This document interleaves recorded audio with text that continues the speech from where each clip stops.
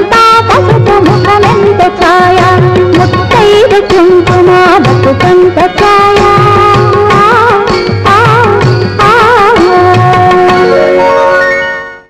నవ్వడం నవ్విస్తూ ఏడ్పించడం ఏడ్పొద్దని నవ్వించడం కవ్వించడం అదే రమణీయం. ముళ్లపూడి వెంకటరమణీయం. ముళ్లపూడి వెంకటరమణ గారిని ఆయన శ్రీమతి శ్రీదేవి గారిని ఈ రోజు భక్తి ఛానల్లో ఇలా కలుసుకోవడం నా అదృష్టం, ప్రేక్షకుల ఆనందం అని నమ్ముతూ ఈ రోజు ముళ్లపూడి వెంకటరమణ గారితో కొన్ని కబుర్లు. నమస్తే వెంకటరమణ గారు. నమస్తే శ్రీదేవి గారు. రమణ గారు, మరి బాపు గారితో మీరు ఇందాక అన్నటువంటి ఆ 4 గంటల అద్భుతమైనటువంటి ట్రాంక్విలిటీతో పనిచేసిన సందర్భం అది ఒక ఎత్తు అయితేనండి, ఆ తర్వాత సినిమాల పరిచయం, సినిమా ఆర్ రచనా వ్యాసంగా ఈ రెండిట్లో నుండి మీరు చాలా ఎక్కువ కాలం, ఒక నెల స్క్రిప్ట్ మీద వర్క్ చేయాలి, ఇంకో 2-3 నెలలు షూటింగ్ మీద, ఆ తర్వాత ఎడిటింగ్ మీద, ఇంత డ్యూరేషన్ కలిసి పనిచేసేవారు. అదెలా అనిపించేదండి? సినిమా అనేది యజ్ఞంలో ఉండే. వాళ్ళ అమ్మగారికి పెద్ద మిస్టరీ అదే. ఏమయ్యా మేము ఎవరు మాట్లాడితే బోర్ కొట్టేస్తుంది, 24 గంటలు మీరు గుసగుసలు ఆడుతుంటే గొడగలు ఆడుతుంటే ఏముంటాయి మీకు మాట్లాడి అవి అడిగేవారు. ఏమి ఉండడం కదా, అన్నీ ఉంటాయి. హాయిగా మాట్లాడుకోవడమే ఒక ఎంజాయ్మెంట్. దాని సినిమాలు కూడా దాని ముందర దిగుతుంటే కబుర్లు చెప్పుకుంటు, నేను చదివాను, ఆ సంగీతం బాగుంది, ఈయన పాట ఎంతో బాగుంది, ఆర్టిస్ట్ ఏదో బాగా చేశాడు, ఈ జోక్ ఎంతో, ఇదే అనంతంగా వస్తుంది. తెల్లారగట్ట 4 గంటలకు ఉంటుంది, మళ్ళీ చెప్పుకుంటూ ఉంటాను, జోకులు చెప్పుకుంటూ ఉంటాను అనమాట. ఆ లైఫ్ అలా జరిగి అతను చిన్నప్పుడు స్నేహం అడిగారు. పిఎస్ఐ స్కూల్లో 1942 2 ఏళ్ళు 5వ క్లాసు 6వ క్లాసు కలిసి చదువుకున్నాం. అప్పుడు పెద్ద స్నేహితుడు, ఇప్పుడు కలిసి ఆడుకునేవాడు. తర్వాత 45 నుంచి బాలపత్రిక, బాలానందం రేడియో వచ్చినప్పుడు రోజు కలుసుకున్నాడు. అప్పుడు నేను కథలు రాస్తున్నాను. అతను ఎస్ఎల్సి టైంకి అతను నన్ను కథలు రాయమని కొన్ని ఆకలి కథలు రాశాను. నాకు చదివి ఊడో వస్తుంది ఇన్ఫ్లుయెన్స్ కొన్ని 2-3 రాశాను. తర్వాత అతను అమ్మాయిని చూసి ముచ్చటపడ్డాడు. చక్కని ముక్కు, చికెన్ ముక్కు అలాగా అతను చెప్తూ ఉంటే నేను కథలు రాశాను. వాళ్ళ నాన్నగారు తిట్టేవారు, ఎదలారా ఈ కథలు కూడి పెడతాయి బొమ్మలను చదువుకోండి అని అనేవారు అనమాట. అందుకని ఇంట్లో చదవడానికి లైలా మధ్యలాగా రోడ్డు మీద దీపస్తంభం దగ్గర నుంచి రాసి కథ చదివితే అది వినేసి వెళ్ళిపోయాడు. మన్నాడు బొమ్మ వేసుకొస్తే మళ్ళీ దీపస్తంభం దగ్గర చూపించేవాడు. అది పట్టుకుని మళ్ళీ నేను ఏదో పేపర్ ఆఫీస్కి పోయి చూపించుకున్నాడు. 5 రూపాయలు ఇచ్చారు. చెప్పాను కదా ఇందాక విద్వాన్ విశ్వం గారు ఆంధ్రప్రదేశ్ ఇడ్లీ కన్నా పచ్చడే బాగుందని. అది అనలేదండి ఇందాక. ఆంధ్రప్రభకి కొత్తలో ఆంధ్రప్రభకి కథలు రాసేవాడిని. ఈయనకి గోవిందరాజు సుబ్బారావు అంటే నేను మొట్టమొదటి కథలన్నీ ప్రేమ కథలు చూసి రాస్తాను అనమాట. అమ్మాయిని కాలేజీకి వెళ్ళే అమ్మాయిని మేము లజ నుంచి చిన్నట్రాములు ఆవిడ వెళ్తుంటే మేము సైకిల్ మీద టక్కటకా కొట్టు ఫాలో అవ్వడం. లజులో శాంతంలో ఆవిడ దిగే క్వీన్ మినిస్ కాలేజీకి వెళ్ళేది అమ్మాయి, మేము కూడా ఫాలో ఎస్కార్ట్ చేయడం. సాయంత్రం 4 గంటలు రెడీ అవ్వండి మళ్ళీ తీసుకురావడం. మళ్ళీ టైంకి లజు వాటి దాకా అంత దూరంలో దిగిపెట్టుకోవడం. ఆ అమ్మాయిని చూసి అన్నీ బాగా జీర్ణించుకుని ఏమన్నా అల్లరి బట్ ప్రేమ అమ్మాయికి తెలుసు, నవ్వుకుంటూ ఉండేది దూరంగా. ఆ కథ రాశాను అన్నమాట. ఆ కథ పేరు సీత. అలాగే బాపు ఒక అమ్మాయిని ఇష్టపడితే ఆ అమ్మాయిని చూసి వర్ణించి కుర్చీళ్ళని ఈడ్చుకుంటూ పోయేది రోడ్డు మీద. అది అదొక యాబ్రాసి, కానీ అదొక అందం. మాకు అమ్మాయికి పెద్ద జడ ఉండేది. ఆ జడని చూస్తూ బొమ్మలు వేసేవాడు. ఎవ్రీ దీపావళికి సంక్రాంతికి గ్రీటింగ్ కార్డ్స్ బ్యూటిఫుల్ బొమ్మలు వేసాడు. దానికి ఏదో క్యాప్షన్ రాశాడు, అది పంపించడం.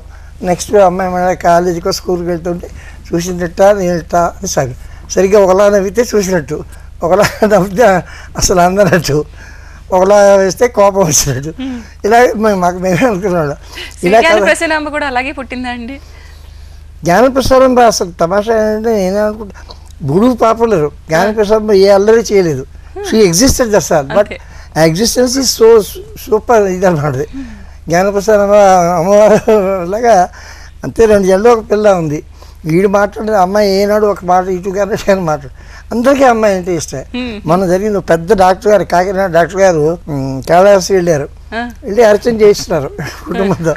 అక్కడ చెప్తూ స్వామి గారు అమ్మవారు జ్ఞానప్రసాదం పక్కన నవ్వేశాడు గర్భగుడిలో. ఎందుకు నవ్వారండి? లేదు సారీ అండి క్షమించండి, జ్ఞానప్రసాదం బుడుగాడి ఆ పిల్ల జ్ఞాపకం వచ్చింది. ఆయన నాకు చెప్పారనమాట. సంభవం దట్ చైల్డ్ అందరినీ అలా ఇంప్రెస్ చేస్తుంది. నేను దాంట్లో రాసింది ఏమీ లేదు, అంతా ఆవిడ గొప్పతనమే. ఆ పేరే శ్రీ జ్ఞానప్రసాదం బాబు, శ్రీ జ్ఞానప్రసాదం, అది అందరికీ ఎందుకో నచ్చేసింది. వేరే అన్ని విడిగా జోక్స్ నెగోషియేట్ చేయాలి. బుడుగు చుట్టూ ఉండి దాన్ని రక్షిస్తానంటాడు అంతే తప్ప. బుడుగు దగ్గరగా ముళ్ళపూడి వెంకటరమణ గారి బాల్యం అనుకుంటే అలాంటి సీగాని పశునాంబ కూడా ఎక్కడన్నా తగిలిందా అండి మీకు? తగిలే ఉండాలి, తెలియదు, స్పెసిఫిక్గా చెప్పలేను. నేను నా వరకు కొంత ఉంది. నాలాగా చిన్నపిల్లలు జోకులు వేస్తుంటే అవి కూడా ఇంకా ఇప్పుడు బాపు గారు మేనల్డు తిండేవాడు పుల్లయ్య గారు మా ఇంటికి ఒకసారి వచ్చారు, ప్రేమించి కూడా అది తీసేది. వచ్చి ఆయన చూసి ఆరిపడవాను అంటే వాడు కూడా ఆరిపడవాడు అన్నాడు. అది చూసి జరిగింది. రంగారావు ఒక్కరు అల్లుడు. అలా కొంతమంది చూసినవి తెలిసినవి అలా కొన్ని అల్లినవి కానీ కాపీ కొట్టినవి అన్నీ కలిసి వస్తాయి. దట్ ఈస్ బుడుగు అనమాట. అలాగే కథలు చేయగలుసుకున్న తర్వాత నేను బాపు మంచి బొమ్మలు వేసాక ఆంధ్రప్రదేశ్లో ఏమైనా కథలు ఇస్తే ఇవి రాధాగోపాల్, లహరి ఇలాంటి ఈ 3 కథలు రాశాను. నాకు పెళ్లి కాక ముందరే సంసారం గురించి, పెళ్లి కాకుండానే కాపురం గురించి రాశా. పిల్లలు పుట్టగానే పిల్లల గురించి, రాజకీయాల్లోకి వెళ్లకుండా రాజకీయ భేదాలు అలా జరిగాయి అనమాట. ఈ కథలు వస్తే పెద్ద ఫుల్ పేజ్ బొమ్మలు వేసారు. సోమపూడి సీతారాం గారిని ఆంధ్రపత్రిక వర్కింగ్ వీక్లీ ఎడిటర్. మంచి పేరు, బొమ్మలకి చాలా పేరు వచ్చింది. నాకు కూడా కథను బట్టి బాగుంది. అలాగే జరిగాయి కథలు. ఆ రాస్తూ ఉండగానే సినిమాలోకి తర్వాత వచ్చారు. శ్రీదేవి గారు, మరి బాపు గారు రమణ గారి యొక్క స్నేహం మీకు ఎలా అనిపించేదండి? నేను చెప్తున్నాను కదండి, అసలు వాళ్ళిద్దరు ఉన్నారంటే అసలు ఇంకెవరు అక్కర్లేదండి. వాళ్ళిద్దరే కూర్చుంటారంటే అంత గడ్డలు తింటారు పడి వాళ్ళిద్దరే కూర్చుంటారు. ఏం మాట్లాడుకుంటారో తెలియదు, రేడియో వింటుంటారు, సినిమాలు చూస్తుంటారు. వాళ్ళిద్దరే కూర్చుంటారు, ఎవరు అక్కర్లే వాళ్ళకి. అసలు ఎవరైనా వస్తేనే వాళ్ళని డిస్టర్బ్ చేసినట్టుగా అయిపోతుంది అనమాట. అందుకని వాళ్ళిద్దరు అక్కడ ఉండగా ఎవరు కూడా వెళ్ళరు లోపలికి. అలా ఎలా వెళ్ళిపోతున్నట్టే ఎంత టైం గడిచిపోతుందో తెలియదు అనమాట. అలాగా గడుస్తుంది. అది బయట వాళ్ళ సంగతి అండి. మరి ఇంట్లో వాళ్ళు, బంధువులు, మరి మీరు, కుటుంబ సభ్యులందరూ అదంతా మాకు పార్ట్ ఆఫ్ ద లైఫ్ కదా, అలాగా గడిచిపోతుంది. దాని గురించి పెద్దగా మాకు కష్టం అని అలాగానే కాదు. రాత్రి 12 గంటల దాకా ఇద్దరు కూర్చుంటారనమాట. మళ్ళీ పొద్దున లేచి మళ్ళీ మొదలు. మామూలుగా నేను బాపు గారి భార్య ఎక్కడికి వెళ్ళినా ఏదైనా పనులు చేసుకోవాలన్నా, ఇంటి పనులు చేసుకోవాలన్నా మేమిద్దరమే కలిసి తిరుగుతాం, మేమిద్దరమే చేసుకుంటాం. సాధారణంగా ఇంటి పనుల్లో వాళ్ళిద్దరు కూడా ఇన్వాల్వ్ అవరన్నమాట. వాళ్ళకి సంబంధం లేదు ఇంటి సంగతి, మేమిద్దరమే తిరుగుతుంటాము. ఇక సినిమాల విషయానికి వస్తే ఇద్దరు కలిసి పనిచేస్తున్నటువంటి సినిమాల్లో సరదాగా పోట్లాడుకున్న సందర్భాలు, అలిగిన సందర్భాలు చాలా ఉండేవి. ఒకసారి పెళ్లి పుస్తకం టైంలో 2 నెలలు మాట్లాడుకోలేదు. నేను డైలాగ్ రాసి ఆయన తీశాడు. రిజల్ట్ ఏమిటంటే 13,000 ఉండే సినిమా 20,000 షూట్ చేశాం. ఆ పోట్లాడే వల్ల చంపలేసుకుని ఇప్పుడు పోట్లాడు తీస్తున్నప్పుడు అది విడిగా సినిమా అయ్యే ముందర తర్వాత చేసు తెలియలేదు. ఏ పంతాలు వచ్చాయి, అప్పుడప్పుడు వస్తూ ఉంటాయి. కొన్ని 2-3 రోజులు మాట్లాడు. ఆ ఒక్క సినిమాకి మాత్రం చాలా పేచీ వచ్చింది మా ఇద్దరికి. నేను అతను బాగాలేదంటే నేను ఉండాలి అన్నాను అనమాట. ఆ పెళ్లి పుస్తకంలో వచ్చిన సీన్ ఉంది, చెప్పచ్చు తెలియదు. అంటే కాఫీ టీ ఇస్తుంది, శభాష్ అంటాడు రాజేంద్ర ప్రసాద్. ఈ అమ్మాయి టీ తాగకుండానే క్యాబాతే అంటాడు.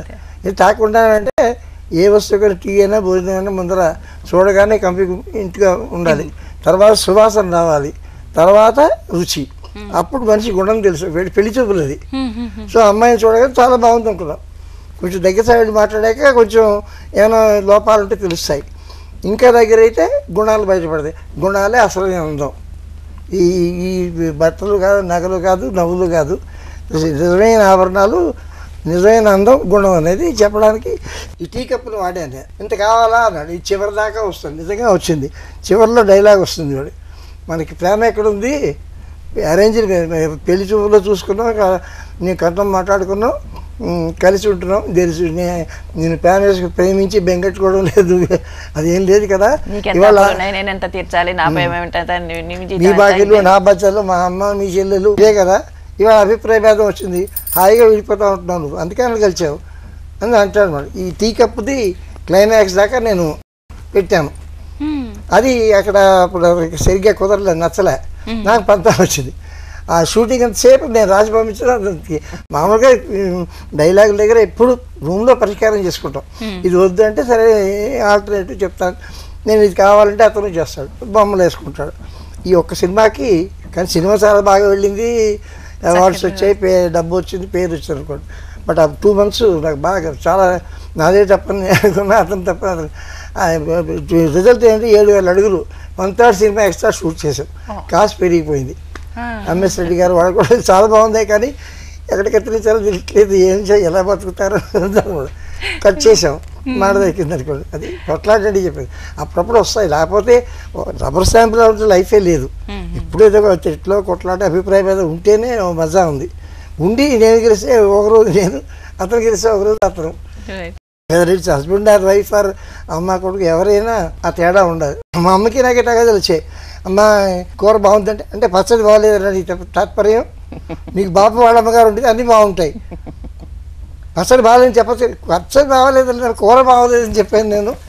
అన్నీ పచ్చడి బాగలేదని అర్థం కాదంటే అది మా అమ్మ కొడుకులే రోజు పెట్టి మంచి కాంప్లెక్స్ అలా ఉంటాయి అనమాట అండి, సెన్సిటివ్గా ఉంటాయి. ఆ ఉండడంలో అందం ఉంది. వాళ్ళు చెప్పుకుని నవ్వుకుంటున్నా అంటే మమ్మీ నాకేం జాడలేదు కదా. అప్పుడు ఆవిడకి నేను ఎప్పుడు బాబు ఇంట్లో ఉన్నాను, వాళ్ళ అమ్మగారి దగ్గర కూర్చున్నాను, అక్కడే అన్నం తినేవాడిని, అక్కడే కాఫీలు తాగాను. అందుకనే ఎప్పుడైనా ఇంటికి వచ్చి తింటే కూర బాగుందమ్మా అంటే పచ్చడి బాగాలేదు, సోనమ్మ గారు చేస్తే నీకు అన్నీ బాగుంటాయి, నేను చేస్తే నీకు నచ్చట్లేదు మిసా. అది ఎంజాయబుల్ జోక్ అనమాట, అంతా నవ్వుకున్నాడు. ఆ తర్వాత కూడా శ్రీదేవి గారి వంటకి ఎప్పుడన్నా ఇలాంటి వంకలు పెట్టారండి? ఇప్పుడు పెడతాను. అప్పుడు చిన్నప్పుడు వంట వచ్చు, ఇప్పుడు వంకలు వచ్చు. వంకలు పెట్టడం బాగా వచ్చింది. ఇలా చేసి ఉంటే బాగుంటుంది, అలా ఉన్నదాన్ని యాక్సెప్ట్ చేయాలి. విష్ణుమూర్తి ఒకసారి చాలా ప్రసన్నుడై బాగా పాడిందని లక్ష్మీదేవి ఏమైనా వరం కోరుకున్నాడు, భూలోకానికి వెళ్తాంది. అదేంటి భూలోకం మొన్న రామావతారంలో వెళ్ళావు కదా, అదే రామావతారంలో వెళ్ళావు, సీతగా ఏం సుఖపడ్డావు, 13 ఏళ్ళు అడవిలో ఉన్నావు, ఆ ఇంట్లో ఏడుపులు పెడబాబులు, కైకమ్మ గారి గొడవ, మళ్ళీ అడవికి రావణాసుడు ఎత్తుకుపోయాడు, అక్కడ రాక్షసులు, ఇన్ని బాధలు పడి అది సుఖపడ్డావా అంటే రుక్మిణిగా ఉండి 7 సపత్నులు సౌతులు, ఆ సౌతులు పోరు నేను చచ్చిపోవని చేశానని దుఃఖం కోపం నాకేమీ లేవు.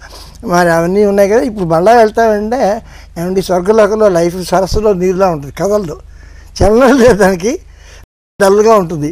భూలోకంలో సెలయేర్లా ఉంటుంది లైఫ్, పరిగెట్టడం, కింద పడ్డం, మీద పడ్డం, ఎండిపోవడం, ఊరడం, నవ్వుకోవడం, తిట్టుకోవడం, కన్నీళ్ళు రావడం, తుడుచుకోవడం, ఆ బ్యూటీ దాన్ని ఆ లైఫ్ అని ఒకసారి మళ్ళీ వెళ్ళి అది అప్పుడే కిందకి వెంకటేశ్వర స్వామి మృగమహర్షి తంతా అవునండి శాపం రావడం, ఆవిడ కోపం వచ్చింది, భూలోకానికి వెళ్ళిపోయి ఆయన వచ్చాడు.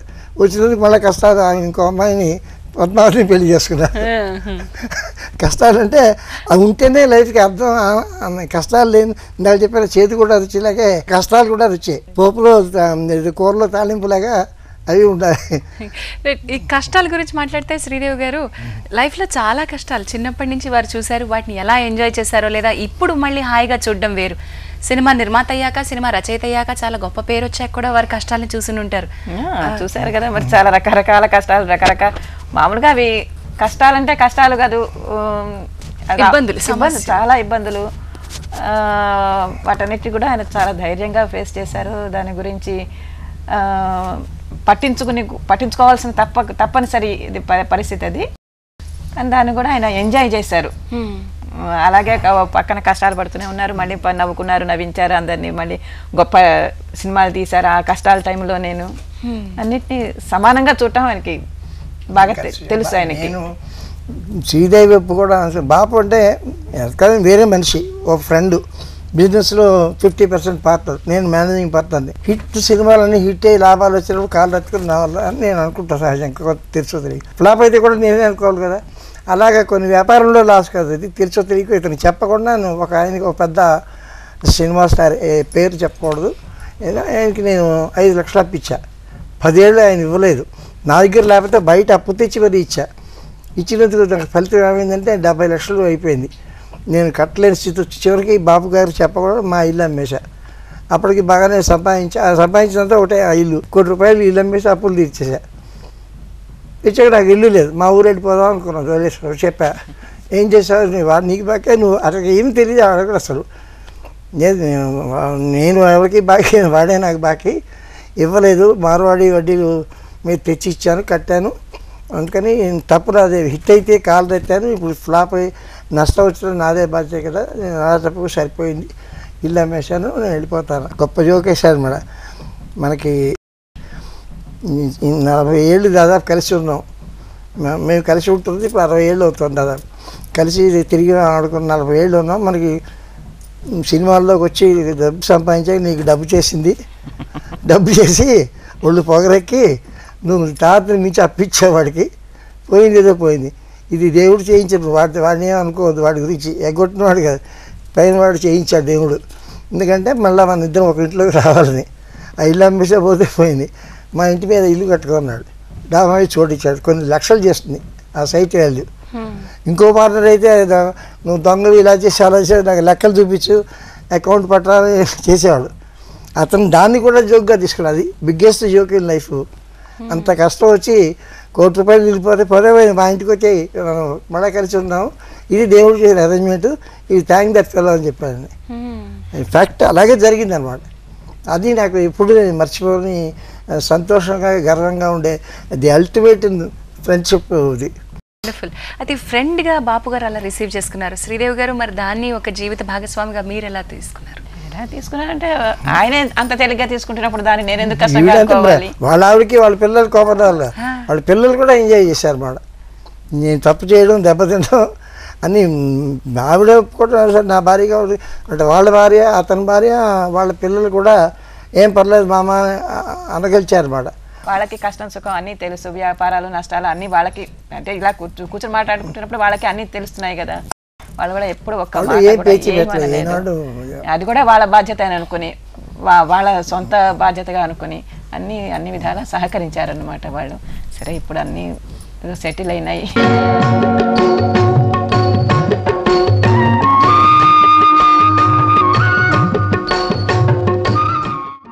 ముత్యమంతా పసుపు ముఖమెంత ఛాయ, ముత్తైదు కుంకుమ బతుకంత ఛాయ.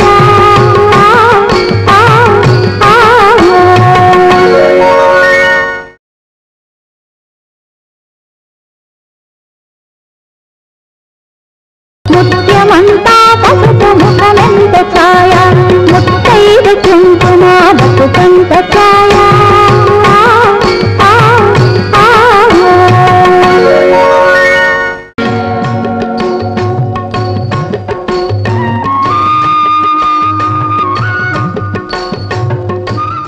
జీవితంలో ఉన్నటువంటి ఆ కష్టాన్ని తిరిగి మళ్ళీ వెనక్కి చూసుకుని వాటిని ఈ రోజు ఎంజాయ్ చేయగలగడం అనేది ఆ రోజు వాటిని ఫేస్ చేయడం వల్లే కదండి. ఇదేసిన గోదావరి అని, ఇది గోదావరి దాటే ముందర భయం వేస్తుంది, తర్వాత దాటగలనా అని. ఈ అవతల గట్టుకెళ్ళి వెనక్కి ఈ గోదావరి నేనే కదా ఇదేను అంత గొప్పవాడిని అనుకుంటాం. ఆ కష్టపడితేనే ఆ మాధుర్యం వస్తుంది. అదే నేను ఇందాక చెప్పిన కథలో లక్ష్మీదేవి కూడా కష్టాలు ఒక రుచి, అవి ఉంటేనే సుఖాలకి మజా. ఎండలో నడిస్తేనే నీడకి రుచి, దాహం బాగా వేస్తేనే మంచినీళ్ళకి రుచి, ఏదైనా అంతే. అందుకని దేవుడు రెండు పెట్టాడు. సో కష్టాలు సెపరేట్గా మనకి ఏడిపించడానికి ఏర్పాటు చేయాలి, ఎంజాయ్ చేయడానికి ఇచ్చాడు అనుకుంటే సరిపోతుంది. కష్టాలు ఎందుకు వచ్చాయంటే సుఖాలు తలుచుకుని ఎంజాయ్ చేయడానికి ఇవి ఏర్పాటు చేసుకోవాలి. ఇది పునాది. That is what God is giving us. ఆ దేవుడు ఇచ్చిన వరం కష్టాలే మనిషికి. అప్పుడే పట్టుదల వస్తుంది, పొగరు వస్తుంది, పంతం వస్తుంది, కలిసి వస్తుంది, పని చేస్తాం, చదువుతుంది. నేను కొన్ని వేల మంది అలా ఫెయిల్యూర్ పెద్దవాళ్ళే అన్నారు, failure is the stepping stone to success అని. ఈ మెట్లు ఎక్కితేనే అక్కడికి వెళ్తాం. ఆ ఫెయిల్యూర్స్ రావడమే ఒక్కోసారి ఒంటికి మంచిది. అలా అని అందరూ ఏడాలి కాదు. ఏడుపు వచ్చినప్పుడు దీంట్లో ఒక డైలాగ్ ఉంది, నవ్వు వచ్చినప్పుడు ఎవడన్నా నవ్వుతాడు, ఏడుపు వచ్చినప్పుడు నవ్వేవాడే హీరో అని పెళ్లి పుస్తకంలో రాజేంద్ర ప్రసాద్ ఉంటుంది.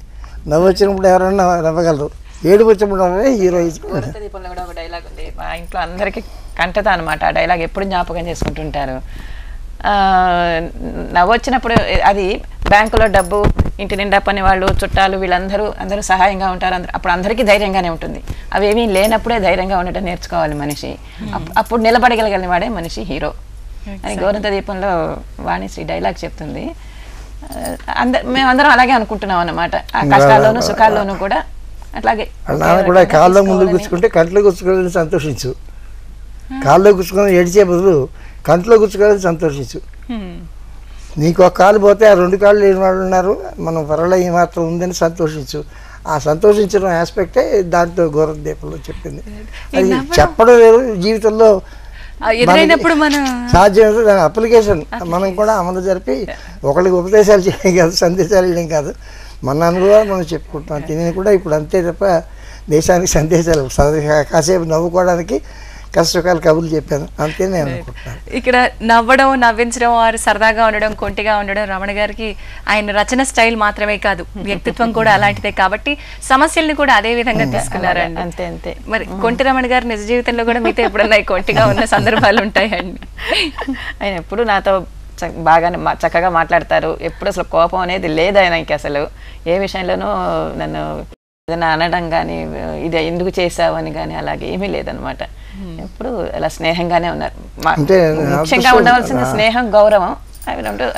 నా వృత్తిలో కూడా షీకెన్ బాగా చదువుకుంది కాబట్టి వృత్తిలో కూడా నాకేమైనా తెలియకపోతే ఆ పుస్తకం చూసి చెప్పడం, తెలిసి చెప్పడం, అది షేర్ నా ప్రొఫెషన్లో is also a part in that way అనమాట. పుస్తకాలు నా లైబ్రరీలో ఏమున్నాయి ఎక్కడ నాకు తెలియదు. పుస్తకం అడిగితే తను తెచ్చిస్తుంది, నేను చూసుకుంటాను. దీనికి నా సంస్కృతం తనకి కొంచెం దీనికి అర్థం ఏంటో అడుగుతా, సిగ్గు లేకుండా చెప్తుంది, సిగ్గు లేకుండా ఎంజాయబుల్ దట్ వే. కేవలం ఫెయిర్ కాపీయింగే కాదు, అది మోర్ దాన్ దట్. రమణ గారు, మీరు బాపు గారు కలిసి చేసినటువంటి సినిమాల్లో అన్నీ ప్రత్యేకమైన సినిమాలనే చెప్పాలి. సినిమాని ఒక రెగ్యులర్ అప్పటి వరకు ఉన్నటువంటి ఫార్ములా కానివ్వండి, అప్పటి వరకు ఉన్నటువంటి ట్రెండ్స్ కానీ వాటి అనుగుణంగా మీరు చేసిన దాఖలాలు లేవండి. మీ సినిమాలు ప్రత్యేకంగా ఉండడానికి కారణం మీ ఇద్దరి స్నేహం, మీ ఇద్దరి వ్యక్తిత్వం, మీ ఇద్దరి సాహిత్యాభిరుచి అంటారండి. దానికన్నా పెద్ద కారణం మా సినిమాలు అంటే చాలా ఇష్టం ఉంది. చిన్నప్పటి నుంచి రోజు 3 సినిమాలు చూసేవాళ్ళు. ఇంట్లో చెప్పగా డబ్బులు ఎత్తుకోవచ్చు ఎలాగో చూసేసి వాడు పప్పులో కాలేసాడు, వీడు తప్పులో కాలేసి విక్రించుకుంటాడు. కూడా స్లోగా develop into passion for cinema. అన్ని భాషలు చూసి అరవం, తెలుగు మేము చూసేసాక మెడ్రాస్లో అప్పుడు కంపారిటివ్గా తక్కువ ఆల్ సైజ్ సినిమాలు అయిపోయాయి అనమాట. అప్పుడు ఏదో పుస్తకాలు పెట్టుకున్నాను. వాళ్ళని చూసి అన్నాక పత్రికలోకి వచ్చాక ఏంటంటే బాపు చాలా బొమ్మలు కథలు వేశాడు. నేను బంగారు సింగారు లాంటివి ఆ బొమ్మలు వేసుగానే ఆర్టిస్టు అవి వేస్తున్నప్పుడు ఫ్రేమ్స్, లాంగ్ షాట్ ఏంటి, మిడ్ షాట్ ఏంటి ఆటోమేటిక్గా అతనికి వచ్చేదన్నమాట. సో మీరు అన్నట్టు ప్రపంచమే విశ్వవిద్యాలయం లాగా అతనికి ఆటోమేటిక్గా long shot, mid shot, close shot, 25 lens, 30, 40, 70 అప్పుడు అంతే ఉండే. అవన్నీ వేసేసేవాడు. నాకు కూడా దాన్ని బట్టి తెలిసేది. కానీ నేను సినిమా ఎక్కువ రివ్యూయర్గా ఆంధ్రప్రదేశ్లో చూసి ఎక్కువ చూసాను తెలుగు సినిమాలు. అవన్నీ చెప్పుకున్నాను. చేసి మనం కూడా ఎందుకు చేయకూడదు ఆ చేయడం అనేది చేద్దామనే ముందర ప్రయత్నం. ఒక చోట ఎక్కడో దెబ్బతిన్నాం. ఒక దెబ్బలోంచి ఎప్పుడు మంచి వస్తుందని మాకు ఎప్పుడు దెబ్బతిన్నాం ఈ ట్రాన్స్లేటెడ్ టు సంథింగ్ బెటర్. అలా ఒక చోట బెజవాడ వెళ్ళాం, ఒక చోట మోసపోయాం. జ్యోతి పత్రిక పెట్టి ఏదో జరిగింది. మెడ్రాసులో వదిలేసి నాకు ఆదు సుబ్బారావుతో ఒకసారి పేచీ వచ్చింది. 4 సినిమాలు వదిలేశాను. ఆ పొగరు అలా ఉండే చిన్నప్పుడు. అంటే ఆంధ్రప్రదేశ్లో పేజీ వచ్చింది, ఒకసారి బాగానేసాను. అలాగే ఇక్కడ కూడా సుబ్బారావుతో తగేదో వచ్చింది. నాకు నచ్చలేదు, నేను మానేస్తాను. కాదు పొరపాటు అయిపోయింది. మా ప్రొడ్యూసర్ అరవవాడు, వాడు మీ కళ్ళతో చూస్తారు, మీ చెవులతో వింటాడు. I don't blame your clerk, vicarious liability అంటారు. Master is responsible for the act of the servant. మీరు కారు ఎవరినో గుద్దేస్తే శిక్ష మీకే పడాలి అని ఆయన చెప్పేదో కారణాలు వేరే అనుకోండి. మొత్తం వెళ్ళిపోయా. అక్కడ దెబ్బతిన్నాం. అప్పుడు ఇంకా మనం మళ్ళీ ఇంకా పత్రికలు చాలు, ఎనఫ్ ఆఫ్ మ్యాగజైన్స్ చాలా చేసాం. ఆంధ్రపత్రిక, ప్రభ, అవి తర్వాత యాడ్ ఏజెన్సీలో చాలా పనులు చేశాడు. అక్కడ అతనికి పిసికేసింది. హయ్యెస్ట్ శాలరీ ఇన్ ఇండియా తీసుకున్నాడు ఆ రోజుల్లో బాబు. జే వాల్టర్ థామ్సన్, డీజే కేమర్ వాళ్ళ దగ్గర హయ్యెస్ట్ పెయిడ్. చాలా పొగరుగా ఉండేవాడు అనమాట. అంటే పొగరంటే అది మనకి ఇష్టమైన వాడైతే ఆత్మవిశ్వాసం, మనకి నచ్చకపోతే పొగరంటాం. అలాగే క్రాంకీగా ఉండేవాడు. అప్పుడు మనకి ఇష్టమైన పని ఒకటి చేద్దామనుకో సినిమా తీయాలనుకున్నాం. మాకెవరు తెలియదు. సరే నేను రైటర్, నేను కొంచెం ఉన్నాను. అప్పుడు సినిమా పబ్లిసిటీ చేసేవాడు బాపు, అడ్వర్టైజ్మెంట్లు. కులగోత్రాలు, పిఏపి కులగోత్రాలు, అన్నపూర్ణ సినిమాలు కొన్ని. తిలక్ గారి అత్తా ఒకంటి కోడలే. ఇప్పుడు ఈ అమ్మాయి భట్ గారు అమ్మాయి చేస్తే సాసు అది జితేంద్ర కూతురు. అలా అది కథ అప్పుడే వచ్చింది. దానికి బొమ్మలు కథ తీశాడు. ఇలా చేసినప్పుడు మనం చేద్దాం అనుకున్నాం. నేను సరాసరి నాగేశ్వరరావు నాకు చాలా క్లోజ్ ఫ్రెండ్, మస్తుండరావు తెలుసు. అయినా కూడా వాళ్ళ దగ్గర వెళ్ళకుండా నవ్విగా శ్రీనివాసరావు దగ్గరికి వెళ్ళి నా పేరు పలానా తెలుసు అన్నాడు. నా దగ్గర నేను నా ఫ్రెండ్స్ కలిగి 50,000 తెచ్చుకుంటాం, మీరు 2 lakhs ఇస్తే సినిమా తీస్తాం. నా డైరెక్టర్ మా ఫ్రెండ్, అతను సినిమాలు తెలియదు, షూటింగ్ కూడా చూడలే. ఈ wants to direct, I believe in you, if you believe in me give it అన్న. లేచి నుంచి షేక్ హ్యాండ్ ఇచ్చారు ఆయన. Because you didn't come with any recommendation. నువ్వు నాగేశ్వరరావు ఫ్రెండ్, మసూరాజ్ ఫ్రెండ్, లేకుండా నీ అంతా నువ్వు వచ్చి అడిగావు కాబట్టి నీకు ఇస్తాను తీసుకోనండి. అది థ్రిల్ అయ్యాను. అప్పుడు వెళ్ళి డైరెక్టర్ కేకేశ బాబుని he became director just like that. ఏ అనుభవం లేదు, ఏమీ లేదు, లంచ్ కూడా లేదు. నేనే కొన్ని చెప్పిన తర్వాత ఇందులోకి వచ్చాక already knows the job. Moving కెమెరాకి జస్ట్ ఉండే తేడా అనమాట. అప్పుడు సాక్షి కథ నేను ఎప్పుడో చిన్నప్పుడు హైనూన్ మీద బేస్ చేసి పత్రికలో కథ రాస్తాను సాక్షి అని. దాంట్లో కథ హీరో ఇలా ఉంటుంది, వాడు దొంగ. దాన్ని తీసేసి ఇప్పుడు సినిమాకి ఈ మీడియంకి వచ్చే కథ తయారు చేసుకున్నాం. అప్పుడు వెళ్ళి కృష్ణ అప్పుడే గూఢచారి 116 వచ్చింది, అతన్ని అడిగి అతను ఒప్పుకున్నాడు. అమ్మాయి నిర్మల ఒప్పుకుంది. మెయిన్ నవయ్యగా వాళ్ళు ఒప్పుకుంటే అని జరిగిపోతాయి ఆటోమేటిక్గా. బిగ్గెస్ట్ నేమ్ కదా అది. మాలాంటి వాళ్ళు ఒప్పుకోవడం నాగేశ్వర కోపం. సినిమా అయిపోయాక చూపించాను. సినిమా దాని డబ్బు దానికి 4 వీక్స్లో వచ్చేసింది, మంచి పేరు వచ్చింది. టాస్కెట్ ఫెస్టివల్కి వెళ్ళింది. బాపు బికెమే డైరెక్టర్. దాంతో నవయ్య వాళ్ళు కూడా ఒప్పుకున్నా, ఇంకా తీసుకోండి. అప్పుడు నాగేశ్వర చక్కటి మాట అన్నారు. నన్ను పిలిచి నాకెందుకు చెప్పలేదు వాళ్ళ దగ్గరంటే, నేను చెప్పాను కదండి ఫ్రెండ్షిప్ మీరు 5 వేలు షేర్ ఇస్తుంటే వద్దన్నా. మీ ఫ్రెండ్షిప్ని తాకట్టేసి నేను సినిమా తీనండి, నేనేంటి ప్రూవ్ చేసుకుని మీ దగ్గరికి వద్దాను, బికాజ్ యూర్ అ ఫ్రెండ్.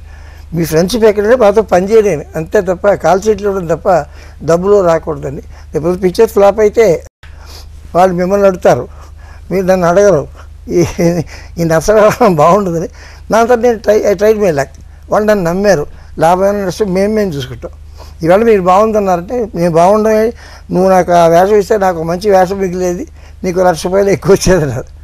సరే ఇప్పుడు ఈయన వేషం చేస్తాను. అప్పుడు బుద్ధిమంతుడికి వెళ్ళాను అనమాట. ఓకే, ఇక్కడ మళ్ళీ బాపు రమణ గారుల స్టైల్ గురించి మాట్లాడితే ప్రత్యేకంగా ఉంటుంది. మీరు చర్చించే ప్రతి విషయం మీ ఫిలాసఫీ, మీరు నమ్మిన మీ అభిరుచి అలాగే ఉంటుంది. మిగతా నిర్మాతలతో కానివ్వండి, లేదా అప్పటికి ఉన్న హీరోస్ వాళ్ళ స్టార్డమ్, వాళ్ళ ఇమేజెస్ అవేవి మీకు అడ్డు రాలేదంటారా? లేదండి, వద్దనుకున్నా ఉంటాడు. మేము చాలా గొప్పవాళ్ళని నమ్మకం ఉంది. అయినా కాకపోయినా అందుకే ఫస్ట్ పిక్చర్కి సాక్షినామ సంవత్సరం పేరు పెట్టాం. అప్పటికి ఎన్నో 100 సినిమాలు వచ్చాయి. మాతోటి సినిమా ఇండస్ట్రీకి పైన ముందుకెళ్తే మాది ఫస్ట్ ఇయర్ గుడ్ పిక్చర్స్ అని ఆ పొగరతో తీసాం. పొగరు బట్టే బతుకున్నాం అనమాట. ఆ పొగరతో మేము కొత్తవి తీస్తాం. సినిమా అన్నీ వాడు గొప్పవాళ్ళు కాదట్లేదు, కానీ సినిమా ఇంకోలా కూడా తీయచ్చు. అనవసరం మేకప్ తీసేసి ప్రతివాడికి విగ్గులు పెట్టకుండా ఆర్టిఫిషియాలిటీ తగ్గించి న్యాచురల్గా, పైగా సెట్లలో కాకుండా అసలు ఊళ్ళకి వెళ్ళి ఇళ్లలో వాకిళ్ళలో తీస్తామని మాకు కలిసి వచ్చింది. వాళ్ళు ఒప్పుకున్నారు. అది తీసినప్పుడు ఉద్దేశం ఇదే అనమాట. ఆనెస్ట్గా లో బడ్జెట్లో సినిమా తీయాలి మా గోల్లో. అది కూడా పే చేస్తుంది. స్టార్స్ లేకపోయినా పర్వాలేదు, కథ బాగుంటే చాలు అని 1967లో మేము నమ్మాం. ఆ రూట్లోనే వెళ్ళాం అనమాట. ఒకసారి ఇంకో సినిమా తీసాం, బంగారు పిచ్చిక.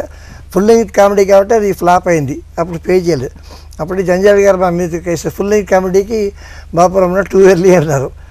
40 ఏళ్ళ తర్వాత మేము పెళ్లి కొడుకు తీస్తే 2 ఇయర్స్ అన్నారు.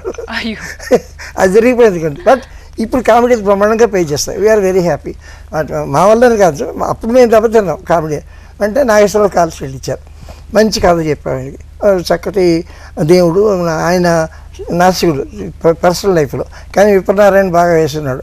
సో ఆ రెండు ఎలా కలిసి, ఆయన భక్తి లేకపోయినా భక్తి అద్భుతంగా నటించారు. నేను అలాంటి కథ నాకు దొరికింది, నేను చేద్దాం అనుకున్నాను. సో నాస్తికుడు మీరు 2 వేషాలు ఏంటని అన్న తమ్ముడు వేషాలు అప్పుడు వేయించాం. అక్కడి నుంచి ఒక దేవుడు ఉన్నాడా లేదంటే చర్చ. ఈ చర్చ కథాపరంగా జరిగిందా? మీలో కూడా ఇటువంటి చర్చ ఎప్పుడన్నా జరిగిందా అండి? మాలో ఎప్పుడూ ఉంటుందండి. మంచి అయినా చెడ్డైనా మామూలుగా వస్తే కష్టాలు వస్తే దేవుడిని తిట్టుకుంటాం, మంచి అయితే థ్యాంక్ యూ అంటాం. అది అనం ఒక్కొక్కసారి. జబ్బు చేస్తే డాక్టర్లు, కష్టాలు వస్తే దేవుడు జ్ఞాపకం వస్తుంది అంటే నాకు 2 జ్ఞాపకం వచ్చేసి. శ్రీనాథులో డైలాగ్ ఉంది, దేవుడికి దయ తెప్పిందంటే శ్రీనాథ్, దేవుడి పేరే దయ, ఆయన దయ తప్పడం ఎట్లా, నువ్వు తప్పు చేసి వెతుక్కొని అంటాడు శ్రీనాథుడు రైతుని. అలాగా మేము ఉంది చెప్పాలి, దీని మీద డిస్కషన్ జరగాలి అనే సాక్షిలో పాయింట్ చెప్పాను. No man is an island. ఎవరికైనా కష్టం వచ్చి దెబ్బ తగిలితే ఒక మనిషి చచ్చిపోతే లోకల్లో అందరిలో ఒక కణం చచ్చిపోతుంది. అంచేత మీరు వాడు ఎవడో కొడితే నాకేంటని అనుకోకండి. మీ పక్కన నిలబడితే బాల్చి నీళ్ళు పోస్తారు లేదా, అలాగే ఎవడో అన్యాయం కొడితే మీరు కూడా సాయం చేయండి చెప్పడానికి ట్రై చేశారు. అప్పుడు మమ్మల్ని వేళకోవడం చేశారు. ఒక రౌడీకి భయపడతారా పోలీసులు లేదా, ఆ డైలాగ్ కూడా ఉన్నా కూడా పట్టించుకోలే. ఇవాళ మరి ప్రతిఘటన నుంచి అన్ని సినిమాలు రౌడీలు డామినేట్ చేయడం, గవర్నమెంట్లు ఏం చేయలేకపోవడం జరుగుతుంది. మరి ఫస్ట్ మేము ఆ రోజున తీసాం సాక్షి. అలాగే బుద్ధిమంతుడిది కూడా ఈ నాసికత్వం ఆస్తికత్వం మీద దేవుడు ఉన్నాడా లేదా అని చర్చ చేసి, ఉన్నా లేకపోతే దేవుడు ఉండడం అవసరం, ఉంటేనే వాడే కరేజ్. దేవుడు అంటే నమ్మకం, దేవుడు అంటే ధైర్యం. అమ్మ అంటే పిల్లాడికి ఏముంటుంది, నమ్మకం ఉంటుంది. అమ్మ పాలిస్తుంది, అవి మంచిగా ఉంటాయి. నాకు కడుపు ఉంటుంది, నాకు చీమ కొడితే అమ్మ ఏడుస్తుంది అని నమ్మకం, అదే దేవుడు. అలా అనుకుంటే మేము అలాగే అనుకున్నాం. దేవుడు అలా చేస్తాడు, చేసే దేవుడి చర్యల్ని మన కష్టసుఖాలు అలా అన్వయించుకోవాలని చెప్పడానికి అది తీసాం. మనిషి అయితే మెరకలు చేయించాం. చివరిలో అన్న అంటాడు, ఏంట్రా మా దేవుడు చేయడం అనుకున్నావా, మెరకలు నువ్వు ఎందుకు చేసావు, ఆయన లెడ్ డౌన్ చేస్తాడు అనుకున్నావు అంటే, నాకు తెలియదనే, నువ్వు చచ్చిపోతావు జరగకపోతే, అందుకని చేశారు. మీ దేవుడు ఎప్పుడు వచ్చినా స్వయంగా ఎక్విప్మెంట్ పెట్టుకు రాలేదు, ఇష్ట చక్రాలతోటి మనుషుల ద్వారా చేయించాడు కదా, నేను చేసే తప్పేంటి అది కనుక్కో అంటాడు. పిక్చర్ బాగా నడిచింది, అందరికీ నచ్చింది. నాగేశ్వరరావు కోఆపరేషన్ చాలా ఉండింది. ఇక ఇటువంటి సినిమాల్లో భక్తి గురించి చర్చ వచ్చినప్పుడు ముఖ్యంగా చాలా క్యాజువల్ సినిమాల్లో కూడా, ఇది మామూలు సోషల్ సినిమా అనుకున్నా కూడా అందులో కూడా ఏ పురాణానికో ఏ కథకో కూడా ఓ చిన్న లైన్ ఆర్ థ్రెడ్ వెనక్కి తీసుకువెళ్ళగలిగేట్టుగా మీ కథలు ఉండేవి. మన ఊరి పాండవులు తీసుకుంటే భారతంలో ఉన్నటువంటి దుర్యోధనుడు శకుని ఎలా ఉన్నారో ఆ తర్వాత పంచపాండవుల్లాగా వీళ్ళు ఉండడం అటువంటి లైన్స్ లోనే నడిచిందంటారు. And inspiration from sources. ఎవరికైనా ఇన్స్పిరేషన్ రామాయణం భారతమే. ఎంత గొప్పవాడైనా నెగిటివ్గానో ఇటుగానో వాళ్ళు తిట్టినా ముట్టినా ఇదే భగవంతుడు రాక్షసులు కూడా గౌరవించేది కూడా no negation is there God. No అన్నప్పుడు ఎస్ ఓం అంటే దేవుడు ఉన్నాడు, నోం అంటే దేవుడు లేడని నోంకారాన్ని ఆరాధించారు కమ్యూనిస్టులు అందరూ కూడా. నో అనేది వాళ్ళు గాడ్ అయిపోయింది, ఎంబ్లం అయిపోయింది మన దేవుడు లేడు దానికి. అది కూడా ఒక ఆరాధనే. హిరణ్యకశిపుడు నీకు విష్ణుమూర్తి ఏమైతే తిట్టినా కొట్టినా వాడికి హరి హరి అంటాడు, హరిగా అంటాడు, తలుచుకున్నాడు, నాకు అదే చాలే అంటాడు. అంచేత రెండు కలపడమే ఉంది. నాస్తికత్వం, నాస్తికుడు కూడా భక్తుడే ఒక రకంగా. నాస్తికుడు ఎక్కువ భక్తుడికి వాడి వల్ల దేవుడి పబ్లిసిటీ బాగా వస్తుంది. తిట్టి ఆ కథలే చెప్పుకుంటాం మనం. అలాగే మన ఊరు పాండవులు ముత్యాల ముగ్గు చూస్తే అది కూడా ఉత్తరాఖండ్ రామాయణం తర్వాత. రామాయణం కదా, బాబు గారికి చాలా ఇష్టం, నాకు అందరికీ ఇష్టమే, బాబు గారికి మరీ ఇష్టం. రాముడు అంటే కళ్ళబడి నీళ్ళు వస్తాయన్నమాట. రాముడు కథ రాసిన పుస్తకం రామాయణం అంటే కవర్ పేజ్ అంటే డబ్బులు తీసుకోవడం అడగడు, వెంటనే ఎంత పని ఉన్నా ఆపేసని చేస్తుంటాడు. అది మొదటి నుంచి రామ భక్తులు. భక్తి అంటే గుళ్ళోకి వెళ్ళి దండం పెట్టబడ్డ, ఇంట్లో పూజ గదికి కూడా వెళ్ళడు. రాముడు ఇక్కడ ఉంటాడు, ఇంకో గుడికి వెళ్ళాడు, అతనికి అంతే నథింగ్ కంపేర్ టు బాపు ఆ విషయంలో. పైకి ఆర్భాటం కానీ ఇప్పుడు ఈ చొక్కా వేసుకున్నట్టు షో కానీ ఏం లేదు. రాముడు అంటే ఇష్టం, that's all, as simple as that. Tyagaraja కీర్తనలో చెప్తే కళ్ళముందు నీళ్ళు వస్తాయి, ఈ మూడు. ఆ పేరు చెప్పి ఎవరైనా వస్తే వాడికి ఏం చేయాలో చేసేస్తాడు. అలాగా జరిగింది తప్ప ప్లాన్ చేసుకుని కాంటెంప్లేట్ చేసి అలా చేసి కావు ఈ కథలన్నీ. బికాజ్ బాగా చదివాడు బాపు, లాయర్, ఎలా వాళ్ళ నాన్నగారు చెప్పాడు, లా పాస్ అయ్యాడు, హైకోర్టులోకి వెళ్ళాడు. కానీ ఇష్టమైన పని బొమ్మలు వేయడం అలాగో ఎప్పుడు రామాయణ భారతాన్ని బాగా చదువుకున్నాడు. దాంట్లోంచే ఇన్స్పిరేషన్ వచ్చేది ఏ కథ వచ్చినా. ఇప్పుడు బంధువుల పాండవులు వచ్చి మా కథ కాదు, పొట్టంది గారిది పడువారి పాండవులు, కానీ అది జయకృష్ణ గారు కొని తీస్తే మేము వచ్చాం. బట్ వచ్చిన వీ ఓన్డ్ ఇట్. సో దాంట్లో కృష్ణుడిది నా క్యారెక్టర్ నేను క్రియేట్ చేశాను. దాంట్లో సన్యాసిని ఏదో పెట్టాడు ఆయన, అది కాదు కృష్ణుడు ఉంటే బాగుంటుంది, కృష్ణుడి అన్నీ ఆడిస్తున్నాడు వీళ్ళ చేత. ఈ పాండవులకి ఆ సన్యాసిని బదులు కృష్ణుడు క్రియేట్ చేశాను. కృష్ణుడు భయపడ్డాడు వేయడానికి. ఏంటంటే డ్యూయెట్లు ఏం లేవని, ఎన్నిసార్లు డ్యూయెట్లు పడతాయి, గొట్టలు లాగేసుకుని శుభ్రంగా పంచి కట్టుకుని. యాక్చువల్ నేను కట్టి పంచి ఇస్త్రీ చేయించి కట్టించా. మురళీమోహన్ గొలుసు ఇచ్చాడు, ఇంకెవరో లాల్చి ఇచ్చారు. వాళ్ళు మేకప్ చేసి వస్తే రెడీ చేసి కండువా వేసి పంపించాను అన్నమాట, సారాయి బట్టలు చేతికిచ్చి. ఇది ఎందుకంటే ఇది మజా ఉంది ఇందులో. అతను నమ్మకం లేదు కృష్ణదాస్కి. చేశాడు తర్వాత అన్ని పిక్చర్ల కన్నా ఎంతో పేరు వచ్చింది అందులో కృష్ణుడికి. అది మరి ఆ భక్తి ఇష్టం ఉండబట్టే కృష్ణుడు ఉంటేనే ఈ కథ రాణిస్తుంది. పాండవులకి ఆయన సాయం చేశాడు కదా, అది దాన్ని కామెడీగా ఎంటర్టైనింగ్గా తీసుకొచ్చు, ఉపదేశాలు లెక్చర్లు లేకుండా. సో మన పురాణాల్లో ఉన్నటువంటి ప్రతి కథని ఇప్పటి జనరేషన్కి అన్వయించుకునే వీలుంది అన్నది మీ సినిమాలో చాలా సింపుల్గా చెప్పే ప్రయత్నం చేశారు. మాకు ఆ నమ్మకం ఉంది, దాన్ని చేయాలండి. మేము కనిపెట్టలేదు, కొత్తగా ఏం చూసి కనిపెట్టలేదు. అందులోంచే ఈ కథలైనా బుద్ధిమంతులు కూడా ఒక క్రిస్టియన్ కథ ఇన్స్పిరేట్, ఒక ఒరిజినల్గా గియోవాని కురేషి అని జర్నలిస్ట్ చిన్న చిన్న కథలు రాసేవాడు. అది చదివాక నాకు ఈ ఐడియా వచ్చింది. ఎక్కడ ఇటలీ కదా ఎక్కడ ఇదంటే అందులో నుంచి కూడా నేను నేర్చుకున్నా. ఒక నాస్తికుడు, చర్చి ఫాదరు, వాళ్ళుకి కొట్టుకుంటూ ఉంటారు అన్నమాట. నాస్తికుడు చర్చి ఫాదర్కి చర్చిలో ఉపన్యాసం ఇస్తూ ఉంటే వాడు లౌడ్ స్పీకర్ పెట్టి దేర్ ఇస్ నో గాడ్ అని పాటలు పాడుతూ ఉంటాడు. దీన్ని డిస్టర్బెన్స్ కూడా లంచ్ వాడు చంపేస్తానని వాడికి సిరువు పట్టుకెళ్ళి కొట్టేద్దామని వెళ్తూ ఉంటాడు.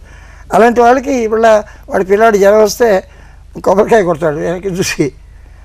దేవుని నీకేమన్నా అంటే నాతో తెచ్చుకో, పిల్లాడిని నీకు జ్వరం వస్తుంది ఇలా కొడతాను అన్నమాట. అంటే నాస్తికుల్లో కూడా మళ్ళీ ఇలాంటివన్నీ ఏవో ఐడియాలు ఉన్నాయి. అది ఇచ్చేటువంటి బుద్ధిమంతులు. అలాగే ఇందులో కూడా మందుల పాండవులు కూడా ఆ ఇన్ఫ్లుయెన్స్, రామాయణ భారతాల ఇన్ఫ్లుయెన్స్ లేకుండా ఎవరు చేయగలరని నేను అనుకోను. మా ఇద్దరి మీద బాగా ఉంది. ఏం చేస్తే అందులో నేర్చుకుంటాం, ఎన్నో వచ్చాయి, బాగుపడ్డాం. అది అందులో డౌట్ లేదు. ఆ నమ్మకం ఉండబట్టి. అండ్ మైథాలజీ మళ్ళీ తీసిన, పురాణ కథల్ని మళ్ళీ తీసిన, బాపు రమణ గారు తీసినటువంటి అంత సుందరంగా తీయలేదు అన్నటువంటి మాట ఎప్పటి నుంచో ఉందండి. సంపూర్ణ రామాయణం గురించి మాట్లాడాల్సి వస్తే ఏ సింప్లిసిటీని మీరు సోషల్ సినిమాలకు ఆపాదించారో అంతే సింప్లిసిటీని మైథాలజీ సినిమాలకు కూడా ఇచ్చారండి. కరెక్ట్ అండి. డైలాగ్స్ కానివ్వండి, కథని చెప్పే తీరు కానివ్వండి. అప్పుడు రామాయణం తీసినప్పుడు కూడా అతనికి అసలు ఒక మైథాలజీ కూడా తెలియదు బాపుకి. సీతారామ బుద్ధిమంతుడు హిట్ అయింది, ఓ బాలరాజు ఒకటి తీసావు, అది బాగా వచ్చింది, సక్సెస్ రుచి మరిగాం. కాకపోతే ఈ అరిచే గెలుకొని పొగరు రాకూడదు దేవుడు అనుకున్నాం. రామాయణం తెలపెట్టగా అందరు నవ్వారు. ఆరుద్ర గారు డైలాగులు రాశారు, నేను రాశాను. సో ఒక కమ్యూనిస్టును ఒక కామెడీ గాడు డైలాగులు రాశారు, ఒక కార్టూనిస్టు డైలాగ్ చేశాడు. సోమన్ బాబు గొట్టంగాడు వాడేంటి రామారావు గారు ముందరని అనుకున్నారు. అయినా నేను రామారావు దగ్గరికి వెళ్ళి చెప్పా, ఇలా రామాయణం తీస్తున్నామండి అన్న. ఎందుకు బ్రదర్, మన దగ్గర సముద్రాల స్క్రిప్ట్ ఉంది, తీస్తాను. మీరు ఆ 10 ఏళ్ళుగా చెప్తున్నారు, మీరు ఎప్పటికీ తీయట్లేదు. మీ జైల్లో చాలా స్క్రిప్ట్లు ఉన్నాయి, నాకు ఛాన్స్ ఏంటి, మేము తీసుకుంటే కమిటీ అయిపోయాను. రేపే షూటింగ్, రేపు షూటింగ్కి ఇది ఇవాళ చెప్తాను. మరి ఎందుకంటే మర్యాదకి చెప్పానండి అలా, చేసుకోవాలి, నేను వెంటనే 5 ఏళ్ళలో తీస్తాను అని వార్నింగ్ కూడా ఇచ్చారు. సరే మేము చదివినట్టు తీసాము, ఇష్టపడ్డాం, నమ్మకంగా పనిచేసాం. సరిగ్గా 19,600 దాని సర్టిఫైడ్ లెంగ్త్ అయితే 19,300 బాపు నెగిటివ్ ఎక్స్పోజ్ చేశాడు. అంత కరెక్ట్గా ప్లాన్ చేశాను అనమాట. స్క్రీన్ ప్లే 10 సార్లు రాసి చించి అనుకుని ఆరుద్ర గారు నేను బాపు అనుకుని కరెక్ట్గా ఇది. ఇప్పుడు సినిమా అంటే 13,000 సినిమాకి 2 lakhs ఎక్స్పోజ్ చేస్తున్నారు. బాపు ఏమో సరిగ్గా 20,000 లోపు ఎక్స్పోజ్ చేశాడు, అంతే వచ్చింది. డిస్ట్రిబ్యూటర్ చూపించాడు, లెంగ్త్ ఎక్కువ ఉంది కానీ ఎక్కడ కట్ చేయాలి, బాగుందంట. సరే తర్వాత బాగా జరిగింది అనుకో. ఆ సినిమా అయ్యాక రామారావు చూపిస్తే ఆయన స్వయంగా వచ్చి బాపుకి టీ ఇచ్చి కావలించుకుని, ఎంత బాగుంది టీ ఇచ్చినప్పుడు కావలించుకున్నారు, టీ ఒలిగిపోతుంది, టీ ఇచ్చి తాగాక కావలించుకున్నారు, కావలించుకుని చాలా బాగుంది అని చాలా వేసుకున్నాను పడుతుంది. ఇక మీరు రాసినటువంటి సినిమా సీతా కళ్యాణం నేను మొట్టమొదటి ఆంధ్రప్రదేశ్లో రాశాను ఆ కథ. 1956 ప్రాంతాలు అంటే శ్రీదేవి గారికి ఇష్టమైన కథ. అప్పటికి ఆవిడ ఎరగదు, పేపర్లో చూసి ఎవడరా వీడు అనుకుంది, వీడే వాడు. సీతా కళ్యాణానికి బాబు గారు మంచి బొమ్మ వేశారు, చాలా బొమ్మ వేశారు. ఇప్పటికీ నా దగ్గర ఉందన్నమాట ఆ బొమ్మ. అది ఎవరు రాశారో ఎవరు చేశారో కూడా తెలియకుండా, నా పేరు కూడా లేదు. అలాగే క్రీస్తు జన్మ అంతా రాసేప్పుడు యేసుదాసుని ఒక పేరు ఉండేది, ఇంకో బార్ పేరు. ఆడవాళ్ళు రాస్తే విజయలక్ష్మి అని పేరు ఉండేది, నా పేరు ఎక్కడ వేసుకోలేదు, తర్వాత తెలుసుకున్నారు. ఆ కథ ముందు రాశా, అది మనసులో నడుగుతుంది. రామాయణం అయ్యాక తీయడం సాహసం ఉంది. పింజ సుబ్బారావు వచ్చి నాకు సీతా కళ్యాణం తీయండి అని మొన్న 5/76 ముత్యాలముగ్గు అవగానే ముత్యాలముగ్గే రామాయణం కదా. అవునండి. ఎందుకంటే బాబుకి రామభక్త హనుమాన్ అని పేరు పెట్టేశారు. రామభక్త అంటే అనుచరుడు, నేను వాడి అనుచరుడిని, ఇద్దరు కూతురు. అయినా కూడా రామభక్తి ఉంది అని అనిపిస్తుంది. అందుకని రామాయణం తీసా. చాలా 10 స్టేషన్లు 100 days వెళ్ళింది, మంచి పేరు వచ్చింది. తర్వాత రామారావే ఆయన రామాయణం ఆయన తీశారు పట్టాభిషేకం 5 ఏళ్ళ తర్వాత. ఇప్పుడు మా ఇంటికి వచ్చి బాపుని అడిగి సీత ఎవరిని పెట్టమంటారన్నాడు. అతను అప్పుడు చాలా ముగ్గు సంగీతాన్ని పెట్టుకోవడం, కానీ సంగీతంలో ఎవరున్నా స్క్రిప్ట్ సరిగ్గా లేదు, తప్పులు వచ్చి ఎంతో మార్చేశారు. ఇప్పుడు సరిగ్గా పోలేదు. మా రామాయణం మిగిలినప్పుడు నేను పెద్ద ఫుల్ పేజ్ యాడ్ వేసా, అభినవ రాముడు అఖండ విజయం అని. సోన్ బాబు నభమేరు ఉందా హిట్ అవ్వలేదు, 4 వారాలు ఏడిపించేసింది రామాయణం, బాగా వెళ్ళలేదు మొత్తం. ఇదే కారణం, ఎన్టీఆర్ తప్ప వీడోడు అని. నువ్వు మీ కమ్యూనిస్ట్ కార్టూనిస్ట్ ఇది ఉంది, అలా మెల్లిగా కొంత చూసి బాగానే ఉంది, ఎందుకు ఇలా అన్నారు అని టాక్ వచ్చి 3rd week 4th week Bhadradri దాని పెట్టుకు వచ్చాం. నీ దగ్గర చూసుకోవాలి, సినిమా మాది కాదు మీదని ఆయన చూసుకున్నాడు. అక్కడి నుంచి అందుకుంది పెద్ద హిట్ అయింది అనుకోండి. అప్పుడు రామారావు ఇది తీసేది, ఇది అది బాగా పోలేదు. బట్ ఆయన ప్రేమ అటువంటిది, ముందరగా కోపంగా ఆయనతో నేను పోటాడి శత్రువుగా స్నేహితుడు ఆయన రామారావుతో. ఆయన ఏం చెప్పినా కాదని పొగరు, నేను కాదంటే ఆయన క్షమించి ఆదరించడం ఆయన ఔదార్యం. అలా నాకు జరిగింది ఆయనతో. అన్నీ శ్రీనాథ్ తీసినప్పుడు ఏ సినిమా తీసినా ఆయన ఏదైనా చెప్తే ఇది తప్పండి అనేవాడిని, అది ఆయనకి ఇష్టంగా ఉండేది.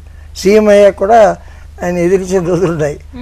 ఆయన క్షమించి రమణ గారు చెప్పింది బాగానే ఉంది అనేవాడు. అది కొంచెం కాలు పెట్టుకునే కాలం అనుకోండి, ఏదో చెప్తూ వచ్చారు రామాయణం సీతా కళ్యాణం సీతా కళ్యాణం సుబ్బారావు గారు అడిగితే మొన్న అయిందని సరే చేద్దాం అనుకున్నాం. సీతా కళ్యాణం చాలా బాగా వచ్చింది. నేను డైలాగ్ రైటర్ అయింది కూడా డైలాగ్ తగ్గించి మొత్తం స్క్రీన్ ప్లే అంతా మ్యూజికల్గా నేను కన్సీవ్ చేశాను. ఎక్కువ పాటలు ఉండాలి. నారాయణ రెడ్డి గారు అద్భుతంగా రాశారు, రెడ్డి గారు మన ఆరుద్ర. ఆ పాటలతోటే కథ డైలాగ్ రాముడికి లేదు, సీతకి లేదు, విశ్వామిత్రుడికి కొంచెం ఉన్నాయి. అంత మొత్తం అంతా 20 పేజీలు ఉన్నాయి ఫుల్ సినిమాకి. మొత్తం 20 పేజీలు డైలాగ్ ఇంతే. Because I conceive it as musical. ఇది సీతామ్మవారు కదని మ్యూజికల్. అలాగే పాప అంతగానో పొయిట్రిక్గా పొయిట్రిక్గా తీశాడు. సినిమా డబ్బు ఇక్కడ రాలేదు. చోట ఇతర దేశాల్లో కొంచెం వెళ్ళింది, కొంచెం పేరు చాలా మంచి పేరు. మధ్యలో సుబ్బారావు భయపడేవాడి డబ్బు ఖర్చు అవుతుంది భయంగా ఉందన్నాడు. నేను అప్పు చేసి అలా అప్పు చేయడం సహజంగా ఉంది. 5 లక్షలు ఇచ్చుకున్నాను దాన్ని నేనే 3 జిల్లాలకి. చేయి ఆగిపోయింది, కానీ మంచి పేరు వచ్చింది. పోయినా ఇది ఇలా ఆనందమే మిగిలింది, ఏడుపు రాలేదు. అంతే అది 5 అంతే. అది తీసా, నష్టం వచ్చినా తర్వాత ఇంకో సినిమాల్లో డబ్బులు వచ్చాయి. మెల్లిగా అప్పులు తీసేసాయి, ఎవరికి ఎగ్గొట్టలేదు. అన్నపూర్ణ కూడా వాళ్ళు మూసేసినప్పుడు వాళ్ళు చాలామంది ఇవ్వలేదు డబ్బులు. నేను మాత్రం 10.5 lakhs సింగిల్ చెక్ ఇచ్చా ఆయన బాకీ ఉంటే. ఆయన నాకు ఉత్తరం రాశారు, సెలబ్రేట్ చేశారు. ఈ మంచి కుర్రాళ్ళు మా కంపెనీకి డబ్బు తిరిగి ఇచ్చారు. కొద్దిమంది ప్రొడ్యూసర్లు, ఒకరిద్దరు 2 అలా చేశారు. నష్టం వచ్చినా ఇప్పుడు రాముడే మా నమ్మకం. ఏ మంచి రాముడే అన్నం పెట్టాడని అనిపిస్తుంది. ఇంకేమైనా దెబ్బ తగిలితే రాముడు కోపం వచ్చింది అనుకోండి, అర్థయించుకుని దానికి నవ్వుకోవడం అనమాట. ఇంకో ఛాయిస్ లేదు కదా. అలా సీతాకళ్యాణం చేసాం. దాని డబ్బు కూడా పెట్టాం, ఇంకోళ్ళని బాధ పెట్టాం. ఆయనకి నష్టం ఏం రాకుండా చూసాం. నష్టం మేము పడ్డాం అనమాట అండి. But we enjoyed working on Seethakalyanam. అన్ని చోట్ల పేరు వచ్చింది. ఆ సీతమ్మ జయప్రద గారు లండన్లో కూడా ఎంతో మిస్కున్నారు. రాముడు మలయాళం అబ్బాయి, ఇక్కడ వాడు కాదు, రవి. వాడికి లండన్ వెళ్తే ఎంతలో తీశారంటే 14 lakhs అయింది ఆ రోజులో. ఆ కాస్ట్ విని ఆశ్చర్యపోయారు.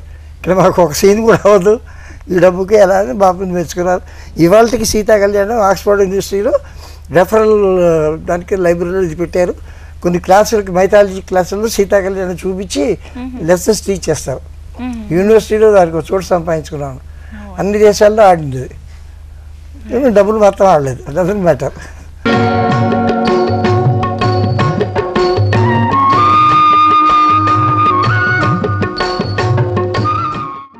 ముత్యమంతా పసుపు ముఖమెంత ఛాయ, ముత్తైదు కుంకుమ బతుకంత ఛాయ.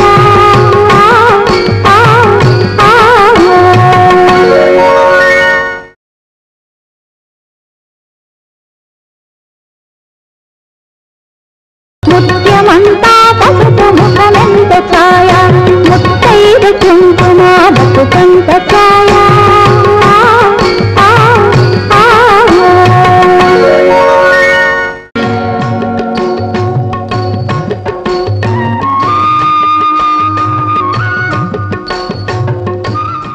రమణ గారు, మరి ఇన్ని భక్తి తత్వాలతో కూడినటువంటి సినిమాలు చేసిన రాజాదిరాజు డిఫరెంట్ సినిమా అని చెప్పచ్చు అంటారా? డిఫరెంట్ కదండి. ఇదే తనలోంచి ఏసైనా రాముడైనా అందరూ ఈశ్వరాల్లా అని గాంధీ గారే చెప్పారు. సో అదే గౌరవం. నేను బైబిల్ కూడా కొంత చదివాను, ఖురాన్ కూడా కొంచెం చదివాను. నా ప్రజకి అందినంతలో అంతా అర్థమైందని ఎప్పుడు నాకు భగవద్గీత ఫుల్గా అర్థం కాలేదు. తెలిసినంతలో ఉన్నదాన్ని నేర్చుకున్నది ఇంకోటి చెప్పడమే నా వృత్తి. అందువల్ల I don't pretend I am a scholar, which I am not. It's a fact. అది I don't even pretend. But నాకు వచ్చిన దాన్ని చెప్పాను. నేను 5వ క్లాస్ అంటే 3వ క్లాస్ ప్రైవేట్ చెప్పాను. నా 5వ క్లాస్ చదువుతాడు. అలాగే చదువుకున్నదంటే కొంచెం ఇంత ఇచ్చి కాసేపు ఎంటర్టైన్ చేయడం, వీలుంటే ఆలోచించుకోవడం, చిన్న పాయింట్ అందించడం తప్ప ఇంకోటి. రాజాదిరాజు కూడా అలాగే తీసుకున్నాను. నాకు ఎంతో క్రిస్టియన్ కథలు చెప్పారు. యేసుదాస్ అనే పేరుతో క్రిస్ జీవితాంత ముందు ఆంధ్రప్రదేశ్లో జర్నలిస్ట్గా ఉండగా రాశాను. తర్వాత నచ్చాక సైతాన్ని పెట్టుకుని వెళ్ళనే ఉండాలి. ఇప్పుడు ఉంటేనే దేవుడికి వాల్యూ. సైతాన్ని బాగా డెవలప్ చేశారు. ఈ యేసు కన్నా సైతాను, ఇటువైపు శారద గారి నమ్మకమే దేవుడు. దేవుడు వచ్చాడా లేదా అనే పాయింట్గా శారద గారి యేసు మీద నమ్మకం ఉంది. వాడెవడో పట్టదారి పట్టిస్తున్నాడు, వరాలు ఇచ్చి ఒక కుర్రాన్ని అడ్డు పెట్టుకుని వాడి చేత పాడు పనులు చేయిద్దామని వాడి ప్రయత్నం. రాక్షసులు వేదాలు ఎత్తుకుపోయి మన లివింగ్ కాన్స్టిట్యూషన్ ఎలాగ పాడు చేయాలని చూసారో అలాగే సైతాను దాన్ని ఎంటర్టైనింగ్గా చేయడంలో ఏం శిష్వా అని అతను చాలా బాగా చేశాడు మన నూతన ప్రసాద్, చాలా బ్యూటిఫుల్గా చేశాడు. దాన్ని బాబు అద్భుతంగా పిక్చర్ వేసేసి గ్రాఫిక్స్ పెట్టి అన్నీ అందులోంచి రావడం, అది జస్ట్ ప్రింటెడ్ పేజీ నుంచి విజువల్స్ క్రియేట్ చేశారు. ఆ రోజుల్లో బైండ్ పుస్తకాలు అంటే art books, Life magazine, National Geographic వాటిలో ఉండేవి ఒక రాయి, ఒక పువ్వు, ఒక నీరు, దాంట్లోంచి సైతాన్ పైకి ఎలా వస్తాడో ప్రింటెడ్ పేజీ నుంచి కెమెరా పెట్టి రవికాంత్ నాగాచి వాళ్ళు చేశారు. లోక్ సింగ్ బ్యూటిఫుల్ టెక్స్ట్ తోటి ఆ విజువల్స్ క్రియేట్ చేశాడు ఈ సైతాన్వి. So enjoyable, entertaining. దాంట్లో కూడా ఉండే టెన్షన్ ఉంది. చివరికి శారద గారి నమ్మకమే వాడిని పైకి కొండ ఎక్కు దేవుడి దగ్గర సైతాన్ని వద్దు నేను అన్నీ ఇస్తానంటాడు. ఆ స్ట్రగుల్ అంతా అక్కడ పెట్టాం. అది ఎనీ మైథాలజీ ఇది అలాగే అనుకున్నాం. అయితే సినిమాల్లో చూపించినటువంటి భక్తి తత్వం ఏదైతే ఉందో అది మళ్ళీ వ్యూవర్కి అందాలి, ఆడియన్స్ అది రిసీవ్ చేసుకోవాలి, అందుకని సామాన్య మానవుడికి అందేట్టు సింప్లిసిటీతోనే చెప్పించారండి. మీరు రచించినప్పుడు అది బొమ్మలతోటి బాపు గారు వేసిన బొమ్మలతో మీరు రామాయణం చెప్పిన, భాగవతం చెప్పిన, కృష్ణలీలలు రాసిన ఆ తత్వం చాలా సింపుల్గా అర్థం అవ్వాలనుకున్నారా? మీ భక్తి తత్వం సింపుల్గా ఉంటుందా? ఉంటుందండి, ఉండాలని నాకు పునాది ఎవరంటే చెప్తున్నా తలుచుకోవాలి. శ్రీనివాస్ శిరోమణి గారు ఆయన సంపూర్ణ రామాయణం మొత్తం రాశారు. అప్పుడు ఆయన దగ్గర నేను రాయసగాడు గుమస్తాగా చేరాను. అంటే ప్రతి రామాయణంలో అన్ని చదువుతూ ఉంటే ఆయన 22 రామాయణాలు ఉండేవి. సంస్కృతం, తెలుగు విశ్వనాథ సత్యనారాయణ గారిది, సరస్వతి సుబ్బరామకృష్ణ, సంజయ్, దేవపెరుమాళ్ళు అలాగ పెద్ద పెద్ద వాళ్ళవి 22 రామాయణాలు. ఒక్కొక్క శ్లోకానికి దీని అర్థం వీడేమన్నాడు అవన్నీ చూశాక ఆయన వాక్యం చెప్తే నేను రాసేవాడు. నేను మళ్ళీ చదివితే ఆయన రాసేవాడు. ఇలా ఫిల్టర్ చేసి సింపుల్గా ఉండాలి, అందరికీ అర్థం అవ్వాలి, సంధి పెద్ద పెద్ద సమాసాల్లో ఉండకూడదు అనే పట్టుదలతో ఆయన పనిచేశారు. ఆ విధంగా నేను అన్ని రామాయణాలు ఆయన అదృష్టం కలిగి ఇతరుల రామాయణాన్ని చదివి విశ్వనాథ గారిది చదివితే అర్థమయ్యేది కట్టుకుని ఆయనకి కూడా డిక్షనరీ పెట్టుకున్నాను. పాషాణ జదుక్ శాస్త్రం అన్నట్టు పాషాణ పాకప్రభో అని దండం పెడుతుంటారు. అర్థం కాదు, రాయి తిన్నట్టే. కొన్ని ద్రాక్ష పాకం నోట్లో పెట్టుకోగానే ద్రాక్ష రసం వస్తుంది. కొన్ని కదలీ పాకం అరటిపండు తొక్క ఒలిచితే మంచి అది ఉంటుంది, పండు తింటాం. ఇదేమో రాయి, పండు విరిగిపోవడం తప్ప కొన్ని అంటే అది అలా ఉండకూడదు. కొన్ని అలా ఉండేవి. స్టిల్ ఆయన ఎన్నో గొప్పవి రాశారు. సత్యనారాయణ గారు శృంగారం, సీతారామ శృంగారం కానీ, అహల్య రాముడు అని కొన్ని చాప్టర్స్ చాలా బాగుంటాయి. ఇలాగే నా పునాది రామాయణం అంత కేర్ఫుల్గా ఎన్నో రామాయణాలు పోల్చి చదివి నవ్వి వేళాకోళం చేయించుకుని చేసినందువల్ల బుర్ర ఒక రకంగా చిన్న వయసులో జరిగింది నాకు 20 ఏళ్ళప్పుడు. అదే కంటిన్యూ అయిపోయింది. ఇప్పుడు ఈ రామాయణం చదివిన, భారతం చదివిన, ఏ సినిమా తీసినా ఆ పునాది లోపల ఉందని నేను అనుకుంటున్నాను అనమాట. అందువల్ల జాస్ అటు వెళ్తుంది అనమాట. మంచి లైబ్రరీ సంపాదించి పెంచుకున్నాను, డిక్షనరీలు పెట్టుకున్నాను, అర్థం కానీ ఇప్పుడు ఉంటాయి అన్నమాట. ప్రయత్నం అన్నిటికీ అటు వెళ్తుంది అనమాట. అలాగే నాకు అదృష్టం ఉన్న పార్ట్నర్గా ఉన్న బాపు కూడా ఆ జాసే ఉంది. అంచేత వీ ట్రైబల్ టుగెదర్. నేను రాత, అతను గీత, అయితే తీత అలాగ జరుగుతుంది. కొన్ని కూడా బికాజ్ కామన్ లైకింగ్ చాలా వరకు ఉంది దేవుళ్ళ మీద, ఆ కథల మీద. ఆ కథల్లో ఉండే inner meaning which is applicable to universally all time అనే మా నమ్మకం. దానికనే always the goal is to reach more people. చదువుకున్న పడితే నేనేమని చెప్పడానికి వాడు మా అయితే అప్రూవ్ చేస్తాడు, బాగానే ఉంది చదివా ఉంటాడు. నాకు అది కదా వాట్ ఏమంది అలాగా అని ఆశ్చర్యపోయే సామాన్యుడు కావాలి, వాడికి అర్థం కావాలి, చిన్నపిల్లాడికి అర్థం కావాలి, వాడికి క్యూరియాసిటీ పెరిగి వాడి పుస్తకం చదవ అసలుది వాడికి అది అందించిన రుచి ఇలాగా ఉండేది. బుడుగు రాసిన ఏం చేస్తాం అందరితో పాటు ఇవన్నీ వాడికి పరిచయం చేసి వాళ్ళలో క్యూరియాసిటీ పెంచి అది మనం కూడా చదువుదామే అనిపించేలా చేద్దామని నేను ఏ పుస్తకం రాసినా, ఏ కథలు రాసినా, ఈ సీతా కళ్యాణం, కృష్ణలీలలు ఏం చేసినా to reach more people, not pundits. నేను భాగవతం తీసేప్పుడు కూడా సుమన్ గారికి, రామోజీరావు గారికి ఇదే చెప్పాం. ఏంటంటే మేము వేరే అడ్రసింగ్ ఆర్డినరీ, మేము మాకన్నా చదువు పండితులకు చెప్పక్కర్లేదు, పెద్ద పెద్ద వాళ్ళకి అన్నీ తెలుసో తెలీదు నాకు అనవసరం. నేను చెప్పేది ఈ సినిమా తీసేది ఆయన పెద్ద పెద్ద మాటలు వాడమన్నారు సుమన్ గారు. నేను వాడినండి, ఇది పిల్లలు తెలియని వాళ్ళకి, ఈ తరం వాళ్ళకి, స్టూడెంట్స్ ఇది చూసి ఇదేమిటి కథ బాగానే ఉంది అని అసలు చూడాలని నా కోరిక. అయితే ఈ సింపుల్ భక్తి తత్వాన్ని శ్రీదేవి గారు ఎలా అర్థం చేసుకున్నారండి? భక్తి తత్వం గురించి నాకు చెప్పడం చేత కదా, కానీ ఆస్తికత్వం కానీ నాస్తికత్వం కానీ ఏది విడివిడిగా పూర్తిగా నాస్తికుడు అనడానికి లేదు, పూర్తిగా ఆస్తికుల్లోనూ నాస్తికత ఉంటుంది, నాస్తికుల్లోనూ ఆస్తికత ఉంటుంది. రెండు కలిసే ఉంటాయి. దేవుడు అంటే కష్టం వచ్చినప్పుడు దేవుడే మనకి ఉన్నాడు, ధైర్యంగా ఉంటుంది. దేవుడు ఒకడు ఉన్నాడు, మనం చూస్తుంటాడు, కాపాడుతాడు అని ధైర్యం ఉండాలి.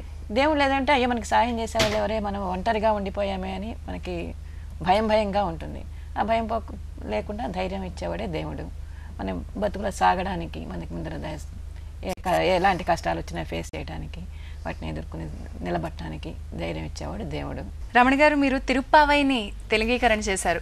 అది ఒక కవిగా చేశారా, భక్తుడిగా చేశారా అండి? ఒక మనిషిగా చేశాను. నాకు పొయిటరీ అంటే ఇష్టం. నేను రాయలేను, నేను కవిని కాదు. మామూలుగా కథలు రాసుకున్నామని, డైలాగులు రాసుకున్నామని. కానీ తప్పనిసరి పరిస్థితుల్లో కొన్ని పాటలు కూడా రాశాను. రాయగలను అప్పుడే నేను తెలుసుకున్నాను అనమాట. కొన్ని భాగవతం టైటిల్ సాంగ్ నేనే రాశా. చిన్నప్పుడు ప్రేమించులో పాట రాశా. మరి 25 ఏళ్ళు దాని జోలికి పోలే. నేను 2 గుర్రాలు తోలను, ఒక గుర్రం. నా పేరు నేను ప్రొడ్యూస్ చేసి కూడా పేరు వేసుకోలేదు. రచయితగా, డైలాగ్ రైటర్గానే మిగిలిన. రైటర్ తప్ప మేనేజింగ్ పార్ట్నర్ అయినా కూడా ఇంకోళ్ళు పేర్లు వేసా. అలాగే నేను కవిని కాదు, కానీ నిజంగా నేను నమ్మాను. మన దేవుడు భక్తి ఎంత ఉందో లేదో అని తెలియదు. ఈ తిరుప్పావై 30-40 ఏళ్ళుగా అరవంది వింటున్నందుకు తెలుసుకుంటున్నాను. పెద్దవాళ్ళని అడిగి నాకు దాంట్లో ఉన్న చక్కటి ముగ్ధత్వం, అమాయకత్వం, ఒక పల్లె పిల్ల దేవుడిని పెళ్లి చేసుకోవాలనే సాధ్యం కాదని తెలియక అమాయకత్వంతో పాడిన పాటలకి మరి ఎందుకో తెలియదు వైష్ణవ ప్రముఖులు, పండితశాలు కప్పేశారు అమ్మాయికి. చక్కగా పైరగాలి పైట వేసుకుని తిరిగి పరిగెత్తే అమ్మాయిని గంభీరంగా పండితులు కూర్చోబెట్టి ఇలా పెట్టమని ఏదో చెప్పించారు. నాకు నచ్చలేదు. పెద్దవాళ్ళని అడిగా, అదంతా అందులో లేదండి, పద్యంలో లేనిది అర్థాలు కల్పించేస్తున్నారు, ఇది ఉపనిషత్తులు ఉన్నాయన్నారు, నాకు అనిపించట్లేదు, నేను ట్రై చేయొచ్చురా అంటే చేయమంటే ఇంకా నాకు అమ్మవారి పూజ నాకు రాయబుద్ధి వేసింది. Just not because I writer. రాసినప్పుడు ఒకసారి ఏం చూపిస్తా అదే అంటే అందులో కూడా ఇదే ఒరిజినల్ గోదావరి అమ్మవారు రాసిన పద్యాలు కూడా అంత సింపుల్గా ఉంటాయి. చక్కటి సెందమిళ్ళలో మంచి అరవంలో. కానీ పండితులు వ్యాఖ్యానాలు వచ్చేసరికి 4 లైన్కి 400 లైన్లు చొప్పున రాసి 4 వేదాలు ఇక్కడే ఉన్నాయి అన్నారు. నేను కూడా ఒరిజినల్ ఎలా ఉందో అది అర్థం తెలుసుకుని సింపుల్ మాటల్లో రాద్దాం, చిన్న పాడుకోవాలి. నేను అనుకున్నట్టే జరిగింది. కొన్ని ఇళ్లలో రాసి అచ్చేసి పంపిస్తే ఇంటి ఇల్లాలు వాళ్ళ పిల్లలు ట్యూన్ కట్టి మరీ పాడారు. నాకు ఆనందం వేస్తుంది. పబ్లిషర్గా అప్పుడు ఈ బుక్ వేసాము. నా ఉద్దేశం అంతే తప్ప కవిత్వం సాధించాలని కాదు. యాక్చువల్గా నేను చేసింది ఏటికి ఎదురీత. పండితులు ఇన్ని ఏళ్ళుగా శతాబ్దాల ఉంది కాదు, అమాయకత్వం ఉంది, ప్రేమ ఉంది, దాన్ని ఆనెస్ట్గా చూపిద్దాము, పాండిత్యం ఉంది. దేవుడు కూడా ఒక అమ్మ గోదాదేవి చూడి కొడుతాను అంచారు, తల్లో పెట్టుకుని తీసి జనానికి పంపిస్తే అందులో ఆవిడ శిరోజం ఒక వెంట్రుగా ఉండిపోతే దాన్ని ఆస్వాదించి బాగుంది అని పూజారిని పిలిచి నువ్వు తెచ్చే దాంట్లో అదే బాగుంది అన్నాడు. అంత స్వీట్ రొమాన్స్ అయింది దేవుడిది. దాన్ని ఎందుకు పాడు చేస్తారు? ఆ వెంట్రు కంటే ఇంకేదో పంచమ వేదం అని వీళ్ళు అర్థాలు తీశారు. అది పెట్టి రాశాను అనమాట. అందుకనే నల్లాని స్వామిని పెళ్ళాడ మనసు అయితే తెల్లారుజామునే చలి మునకలు వేయాలి, కన్ని మనసులు విప్పి కాచాయనికి చెప్పి మార్గశిరోము మనసార తలపెట్టి నందగోపని తేట మాటల్లో రాశాను. ఒక అమాయకురాలు పొద్దున్నే లేచింది, చలేస్తుంది, ఇంటింటికి వెళ్ళి అందరినీ రెండే మనందరం వెళ్ళి పూజ చేద్దాం, అమ్మవారికి పూజ చేసి యముల్లో మునిగితే మనకి దేవుడు మూడవుతాడు. దేవుడు ఇద్దరినీ చేసుకుంటాడు, అది ఆయన చూసుకుంటాడు, నీకెందుకు, నువ్వు పూజ చేయి అనేది చెప్పడానికి. లేకపోతే అంత ఏమే చెవుడే బద్దకమా, నువ్వు కుంభకరుడు చెల్లెలే లేవే, ఇంతమంది గోల్ చేస్తున్నాడు కనపట్టలేదా, పక్షులు లేచా ఇప్పుడు ఆవాలు అమ్మ అంటాయి, పిల్లలు దూడలు ఇచ్చేస్తున్నాయి, మొరబెడుతున్నాయి, ఇంకా తెలియదు, లేవే త్వరగా రావే, తెల్లారకుండా స్నానం చేసేయాలి అని చెప్పడమే ఇట్లా ఉంది. దాన్ని ఎన్ని రకాలుగా చెప్పారు అందుకే అవి నేను రాశాను అనమాట. అది అందుకే వాటిని మేలు పలుకుల మేలు కొలుపులు అనడం చాలా సమంజసంగా ఉందండి. చాలా సింపుల్గా ఉన్నటువంటి మాటలతోనే తిరుప్పావై ఇచ్చారు. మరి భక్తి తత్వాన్ని ఇంత సింపుల్గా అర్థం చేసుకోవాలని చెప్పిన మీరు ఈ రోజుల్లో ఇప్పుడు భక్తి ఛానల్కి ఎటువంటి నిర్దేశనం ఇస్తారండి? ఈ ఛానల్స్ ఎలా ఉండాలనుకుంటున్నారు? సాగరాస్వామి చెప్పాడు, తెలియలేదు రామ భక్తి మార్గం అని. ఆ భక్తి మార్గం మీరు చూపిస్తున్నారు. ఆ మార్గంలో భక్తితో నడవడమే గొప్ప సంగతి. అది సంగీత జ్ఞానము భక్తి వినా అని అన్నాడు. భక్తి లేని సంగీత జ్ఞానం కూడా అర్థం లేదన్నాడు. సో తెలియలేదు రామ భక్తి మార్గం కాబట్టి ఈ భక్తి టీవీ వారు భక్తి మార్గం చూపిస్తున్నారు. నాలాంటి అందరితో పిలిచి చెప్పించి భక్తులకి ఒక దిశానిర్దేశం చేస్తున్నారు. వారికి ధన్యవాదాలు. థ్యాంక్ యూ సో మచ్ అండి. తెలుగు సాహిత్యాన్ని ఇంతగా ఎన్రిచ్ చేసిన మీరు సతీ సమేతంగా ఇక్కడికి విచ్చేయడం చాలా ఆనందం. Thank you so much for this valuable time.